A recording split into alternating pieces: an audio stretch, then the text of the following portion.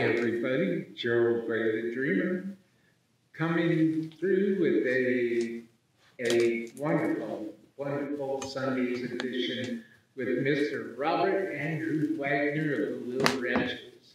And before I bring Robert out from the green room, which he's so patiently and kindly waiting, I just want to give a couple shout-outs real quick to my wife, Cynthia Dunham. I love you, honey.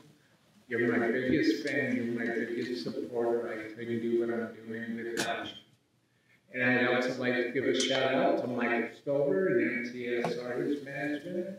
I'd like to give a shout-out to the Vanquish band in Germany. I love you guys, Stefan. I'd also like to give a shout out to Bill Surrey up in Canada, Creation Station, and I'd also like to give a shout out to Bill Eagleson and the Essential Guitarist group on Facebook. Check it out, guitarists. Check it out, musicians. Check out that group. So, and Jay Lance Remy in the High Voltage Video Magazine on Facebook. Love you, brother. So, without further ado, I would like to now introduce to the world Mr. Robert Andrew Wagner of the Little Wretches. How are you, Robert? I'm good. Hello, world. Hello, world. Pleased to make your acquaintance. Awesome. Awesome. So, Robert, we were talking a little bit about the musical aspect of your life and the musical aspect of your journey. And what was that you were sharing with me? Oh, well, we talked a lot before we came on air here. One of the cornerstone songs of my repertoire, the repertoire of the Little Wretches, is a song called "Born with a Gift." Basically saying that in the big picture of things, we're not going to be around. Nobody's going to remember me by my name or remember the name of the Little Wretches probably in 3 generations. We're all in the big scheme of vanity. We're nothing, but maybe our music will, for me, hopefully what I do glorifies my creator and makes my life, this gift of life that I've been given, makes it worth having been given. I want to honor my gift. So that's the best we can do. We can't control how people respond to us. I have no idea what it all amounts to in the end. All I know is I'm going to work with what I have to do something good with it. I think I was more eloquent and profound before we came on air, but what can I say? You're born with a gift to do something with it. Beautiful, beautiful. So, Robert, tell the world about your chart-topping success as a songwriter from 2020. Oh, well, it's such a strange path. From the time I was little, all I really wanted to do, I know I have the power to move people with the word. And, I'm basically a teacher. I teach through stories. I tell stories with songs. And that's, I can say that now, but when I was younger, it was just an intuition. It was just something that when I did it, it felt right.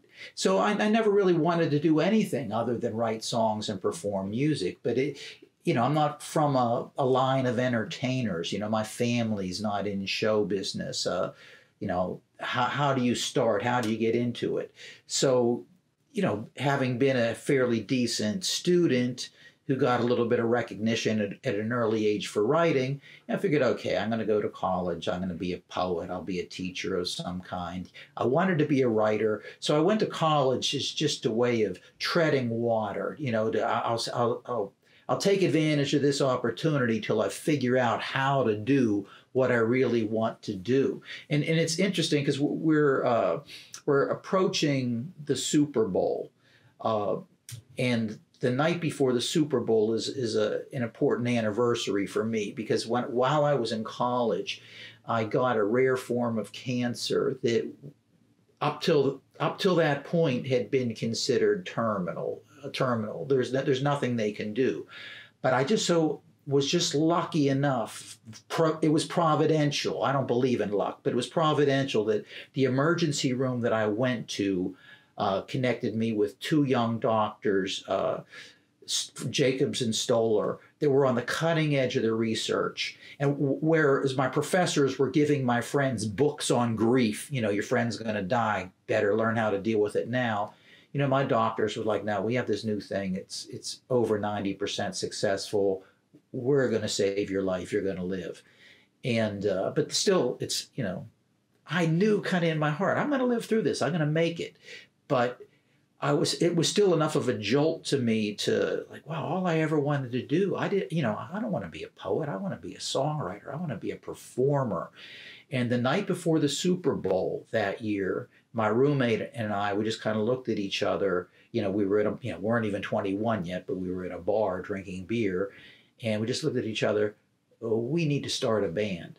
So, for me, the Saturday before the Super Bowl, I always try to line up a gig so that I can, remember that night, because in some ways, I had so much more drive and so much more focus at that point, because it was like my life depends on it. I might not be around very long. While I'm here, I got to do something. And it's funny how all these years later, you would think that that's a hard thing to go through. But again, I kind of knew that I was going to make it. And even more, I was driven. Nothing was going to deter me. I just kind of had this, the night before my big surgery, just praying and just kind of speaking to God and saying, if I live, and I think I'm going to, but that's not in my hands, I will never a single time in my life do anything I don't believe in or say anything I don't believe in. I'm going to be totally uncompromising and hardcore about it. Now, I can't say that I've always lived up to that. But I've tried. I mean, I really think that if people honor their gifts and do what they believe in, the rewards will come. But if you're motivated by the rewards, hey, good for you. So you made a lot of money, you got a lot of recognition. It still amounts to nothing in the end. So do what you believe in. Follow, there's this big debate. You'll see it on social media. Should you go for the money or should you follow your heart? It's like, man, if God has a purpose for you, he's not going to keep it a secret. When you find out what that purpose is, go for it and do not be dissuaded. Do not be deterred. So that's my 2 cents. I'm smiling because I totally agree with that. I totally agree with that. When you're lined up, when you're doing what you're supposed to be doing, then it's going to happen. And it may at first be not what you expect or not what you thought it would be.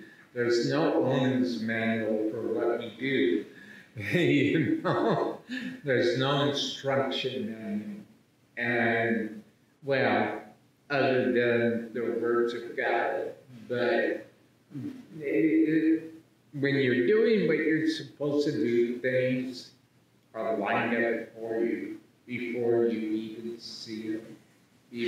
Yeah, one of the things I recently, because I've been known to, I'm not a slob with language, but I've been known to use terms by, circumstance conspired, or as fate would have it. It's like, man, circumstance doesn't conspire, and I don't believe in fate. I don't believe in luck. What's a better way to say it? And I just recently heard a couple of guys on podcasts using the term providentially. And, as a teacher, that's one of our vocabulary words, students. Providential, providence, provident, which, now the idea behind providence is that there's a God that provides. So I was like, I'm not going to say circumstance anymore. I'm not going to say fate anymore or luck. I'm going to say providence, which is, you know, somebody can argue with me about it, but I have a lot to be thankful for that I didn't earn. Sounds like providence to me. I have to agree with you again. I understand being thankful for the spot you are in life. And already, you know, things are already beyond what I thought they could ever be. And I'm still working my way up to that. But you know, it's already things are again, you know, going back to being lined up, and things are already orchestrated, and you know, I'll say sorry, I just haven't seen them yet, and like any time now, you know. One thing that I wanted to make sure that I asked you was, what are your big goals? Like, what do you want? What are your hopes for after the many reincarnations of the Little Wretches? No, I wouldn't say many, but yeah, well, yeah, we've had, from the time we started the band, you know, we've gone through all kinds of peaks and valleys where we'll hit on something that seems to resonate with an audience, and then of course there's the temptation then to want to make the audience bigger. But sometimes in the course of trying, the changes that you make to reach a broader audience sometimes cost you the audience that you originally had. And so, you know, we've hit you know, I personally have hit a few times where it seems like, oh man, I'm at the end of the road. The band has fallen apart. My colleagues have disappeared on me. You know, life has had other things for them. They have, you know, my bandmates now have to step away from music to raise their families and to raise children. And, you know, there's nothing you'll ever do more important than raising your children. But, you know, I don't have any children, you know, and it's vain for me to think that, you know, music, you know, that my songs are my children. They're just songs. But what I really want to accomplish in the long run, on a personal level, I want to be waking up in the morning thinking about where I'm playing tonight. You know, I want to perform live for audiences, because there's a real communication, a special kind of communication that comes from that. You know, the last couple of years, so many songwriters were sitting in front of our laptops playing these Zoom meetings and doing these streaming concerts. And that doesn't work for me. In fact, I think some people prefer sitting in their bedrooms in front of their laptops than actually the stress of going out, finding a parking place, walking down the sidewalk with your guitar case, and having to interact with strangers in a strange place. But that's what I want to do. And I would prefer, it's always nice to have a few people who are familiar with your work in the audience, but you know, I like playing for new audiences. I want to reach new people, because I think I mentioned earlier, I'm a teacher at heart. I teach through stories, and I tell stories through songs. If you already know what I have, what I can bring to the table, then take it, you serve it to somebody else. But for me, I want to reach new people. So that from like a real lifestyle standpoint, that's what I want to be doing. I'll travel any lengths. You know, I'm pretty tough in that regard, man. There's no length of time that I can't sit behind the wheel of a car. There's no floor too hard enough for me to sleep on. I want to get out there. Now, you know, but that's a lot to ask of collaborative musicians with families to raise. So even though I love the Little Wretches as a band, it's often just me and my guitar. And then, you know, I would like our music to be recognized as a brand. You know, here is a band. You know, you might listen to us casually, come across a song here or there, but I believe that there's going to be a core of people who are going to be profoundly touched by a song or two, and then they'll go back and discover the entire catalog, and that they will get as into the Little Wretches as I have been into the Rolling Stones and Bob Dylan and Steve Earle and Neil Young.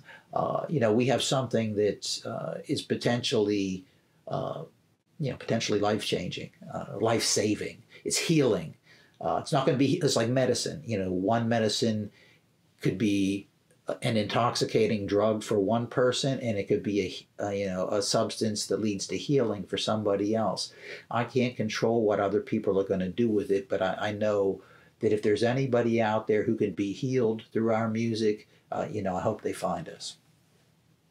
And and if it's just a conceit of my own, if I'm just fooling myself, then I'm just fooling myself. My name is Robert Andrew Wagner of the Little Wretches. The Little Wretches teach through stories, tell stories through songs. We are the voice of the meek, the reviled, the persecuted, the peacemakers, those who hunger and thirst for justice. We hearken back to the Beatitudes. We hearken back to the old hymns and the folk culture. We honor our father and mother. We fight the fight on a daily basis. And we try to approach life with courage, and we don't shy away from the difficult things.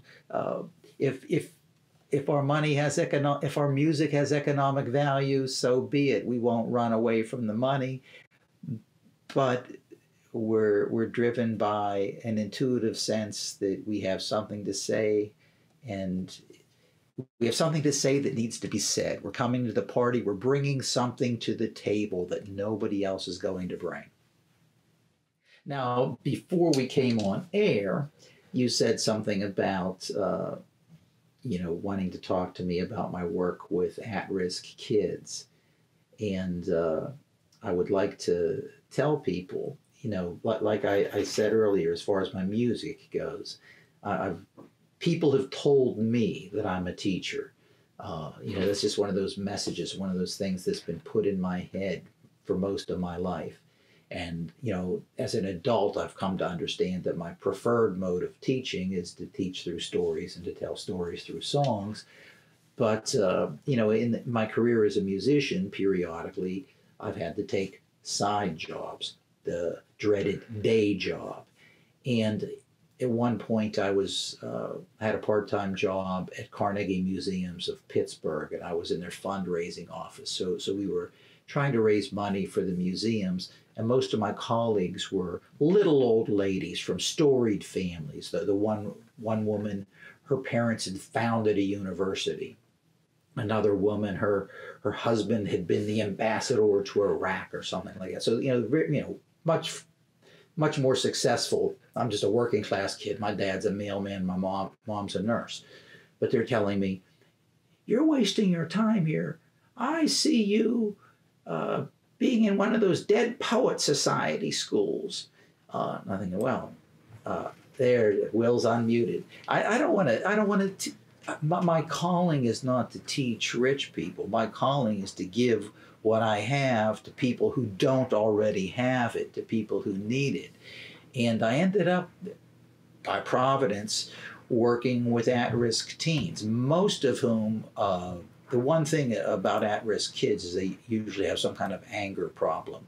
And they don't have, why I have a natural rapport with them is no kid is ever going to have to explain to me why he or she is angry. It's like, look at my life. Think of how my life is supposed to be and look at how it really is. And if you don't understand why I'm angry, that's why I'm angry. And now I'm angry at you too. So, I'm pretty good at building rapport with kids who've suffered through, the thing, they say birds of a feather flock together. Addicts are most comfortable around other addicts. Because the experiences that made me who I am, the only people that I can speak to and feel a sense of trust with are other people who've experienced what I've experienced. So people who've undergone trauma are always on the outside. Now I underwent trauma when my family disintegrated when I was a teenager. I underwent trauma when I had my bout with cancer.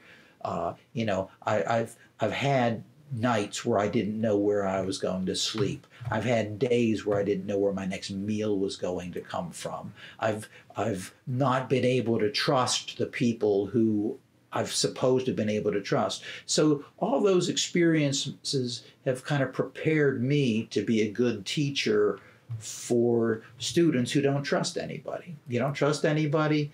There's no, they just, I don't know, a lot of the students just kind of intuitively sense, I can trust this person. He understands me. And it's almost unspoken. I don't know where it comes from. I mean, it could be a purely spiritual thing. But I guarantee that I learn more from those kids than those kids learn from me. They give you money to hang out with kids. I mean, what a scam that is. But I'll take it, Well, my next question, and thank you for elaborating on that. I appreciate that. My next question,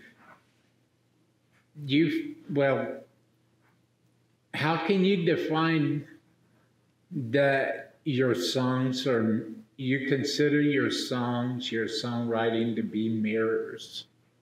Oh, well, there was a pastor named John Stanko at a church called Allegheny Center Alliance Church in Pittsburgh, on the north side of Pittsburgh.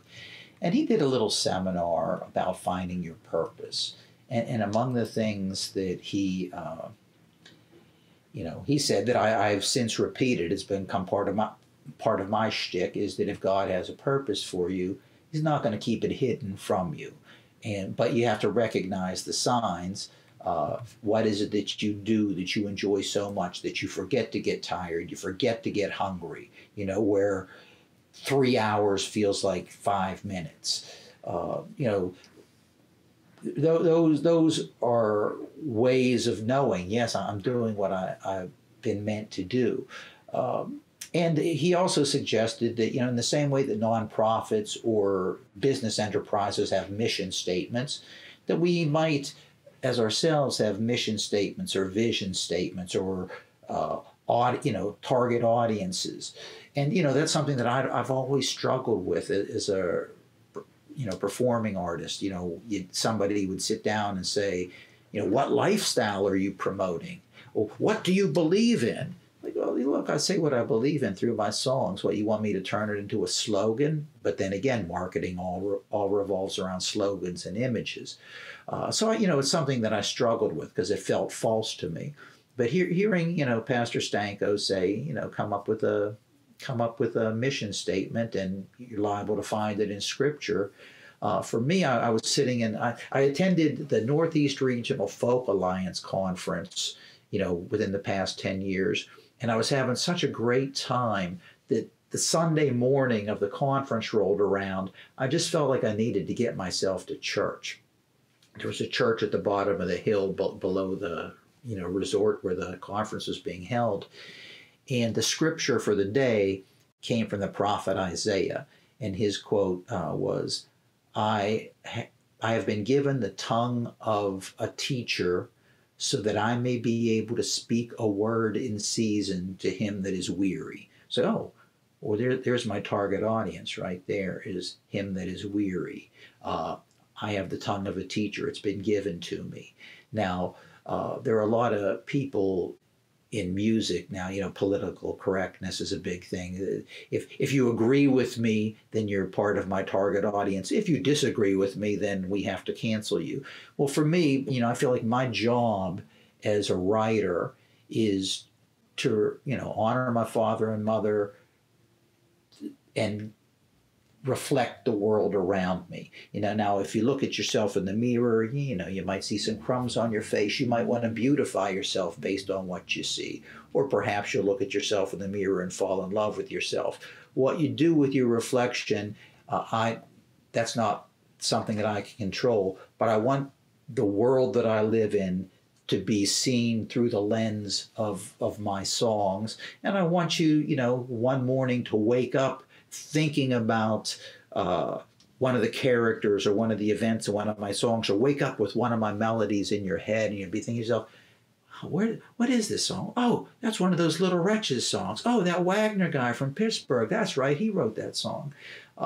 So that's, you know, God doesn't need a propaganda artist, but I do want to write with elegance, authenticity, and precision about the world I live in and the people that I love. How's that for an answer? It's absolutely perfect. Does it sound too canned? I mean, sometimes I feel like, because I've spent so much time thinking about this, because these are the challenges that have been posed to me by, you know, the gatekeepers in the music business.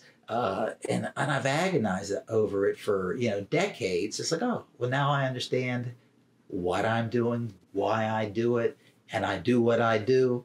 And it helps to know, like you asked earlier, what do you really want? It helps to know what you want, because if you know what you want, people can help you get it. If you can't even articulate what it is that you want, people can love you, but they can't help you. That's very well said. That is very, very well said. Thank you for sharing that. Are there anybody, or I should say, is there anybody that you would like to give a big shout out to? Oh, well, you know, there are people who've done more for me than I've done for myself. You know, like I mentioned, that there have been times when I kind of felt like, okay, the momentum, we climbed, and then we fell like a rocket, and now we're at the bottom. What do I do now? And at those critical junctures, there's always been somebody out there to remind me, no, you were doing this for a reason, and the reason's valid, and we're going to pick you back up and get you moving again. So one person that I met through the Little Wretches is a guy named Mark Pinto, who still lives back in Pittsburgh. He heard us, the Little Wretches did a show at the Three Rivers Arts Festival in Pittsburgh, and he came to hear our show. Now, you know, I might have the story wrong at this point, but we have a song about, you know, my bout with cancer, where it contains the phrase, "They'll let you know on Tuesday if you're terminally ill." And Mark suffers from multiple sclerosis, and I think they told him the same thing. We'll let you know on Tuesday if your diagnosis is MS or not. So that line resonated with him. He came to our show. He became friends, and has just been a major supporter and encourager that almost miraculously, when you're absolutely at the bottom and ready to quit, then all of a sudden you get a call or a message from Mark Pinto telling you thank you for your music. And it's like, okay. And another person was a former drummer of the Little Wretches, a guy named Greg Bilski, a great archivist, saved everything. Things that we did that I thought were inconsequential and forgettable, he preserved them, so that now looking back, if you want pieces of your legacy, Greg Bilski preserved all of that stuff. And again, as if by divine providence, just reappears when you need somebody to give you encouragement and give you a push. Yeah, Greg Bilski's been there. You know, Ellen Hildebrand, former bandmate who recently put out an album of her own called The Roaring Twenties, former piano player Dave Losey. And then the band that I'm working with now, the last few Little Wretches albums, bass player John Carson. You know, the way I work is I got my thing. You know, I got my guitar chords, I got my melodies, I got my words. The bass, that's 100% the contribution of whoever's playing bass. The drums, that's 100% the contribution of whoever's playing drums. You express your thing through the vehicle of my song. And so drummer Mike Madden, bass player John Carson, piano player H.K. Hillner, vocalist Rosa Colucci, they are bringing their thing, and they're making my thing come alive in a way that I could never do it. And now there's a person here in Philly that I've been singing duets with. She used to have a band called Hank's Cadillac. Her name is Kim Alexander. You know, now, like my real vocal partner, I feel like, is Rosa Colucci. You know, she's the Joan Baez to my Bob Dylan. You know, there's only one Joan Baez, there's only one Rosa Colucci. But that harmony vocal, I love what it does, because there are some people who think I'm a good singer, but I know I have very limited abilities, limited range. That second voice really makes something else happen. So, you know, I kind of have Little Wretches West, you know, we're centered in the Western Pennsylvania area. But I got my little thing happening over here in Philly, too. I don't know if it's their Little Wretches Philly edition or what we call it. But I owe much. I mean, if I ran down the list of everybody I'm indebted to, friends like Tony Norman, who I met, he's a journalist I met through music, and we became friends. Well, I let Ron Esser from Moondogs in Pittsburgh. That's awesome. Sorry, I ranted again. No, don't be sorry. It's okay. I mean, when I think it's important that when an artist is, you know, prompted or inspired to mention somebody's name, it's very important that the artist is able to do so. And what I wanted to ask you was, where can everybody go to find everything Little Wretches? Little Wretches, excuse me. Yeah, our website, www.littlewretches.com, without the, just littlewretches.com, that has a lot of, you know, old photos and, you know, a blog and a lot of the band history. If you're interested in the history of the band, there's a pretty extensive bio there. And then, you know, you can purchase or stream our music wherever you purchase or stream music. I strongly ask people, download, don't stream. But if you listen to us, I'm grateful for that. Anywhere. And then I mentioned Mark Pinto earlier, a friend of his and a friend of mine, and a guy who actually played in the Little Wretches at one point, Chuck Parrish. They used to come around with one of those old camcorders, and they recorded a lot of our shows. So there's hours and hours and hours of live footage of the Little Wretches, you know, entire concerts that are available on, they're not on the Little Wretches YouTube channel, because I didn't make the videos. I don't own the videos. I own the songs. But just look for the Little Wretches anywhere. We're everywhere.